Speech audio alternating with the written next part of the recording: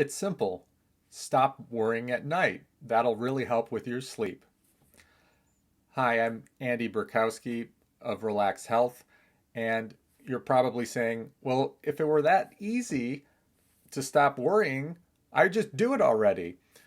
Worrying is a big problem when it comes to difficulty with falling asleep or getting back to sleep at night. And that comes from our evolutionary roots, in which we had the ability to keep ourselves awake when our mind or our body was threatened by an invader.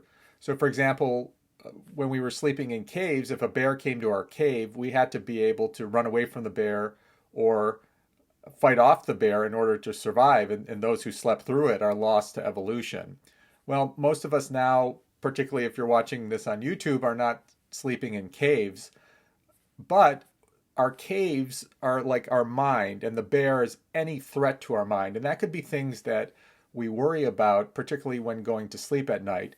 And by worrying about something, that's the threat to the brain. Therefore, we shouldn't be sleeping at that time. So this is a common cause of insomnia.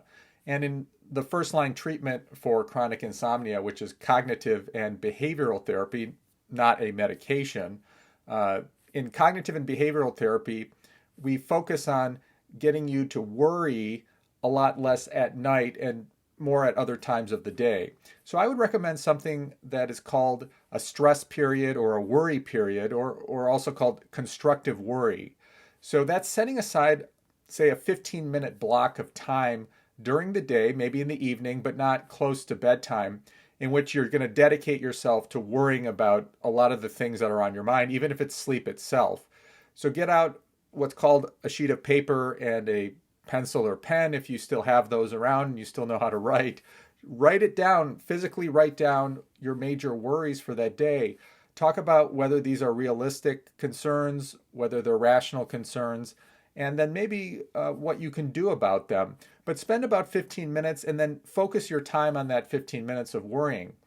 At bedtime, you could do the opposite. You could do what's called a gratitude journal. And that would be like writing down 3 things that you're grateful for, or 3 things that went really well throughout the day. And then think about 3 things you're looking forward to the next day. So you're putting a positive shine on things. So if you do these 2 techniques, this will really help over time get your mind more at ease at night when you're not really supposed to be worrying about things. You're not even supposed to be worrying about your sleep, because an active mind is not a sleepy mind.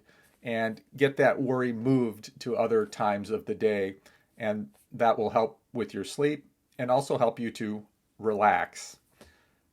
Again, this video is for informational purposes only. It does not constitute the practice of medicine. All medical management decisions should be made along with a licensed medical provider.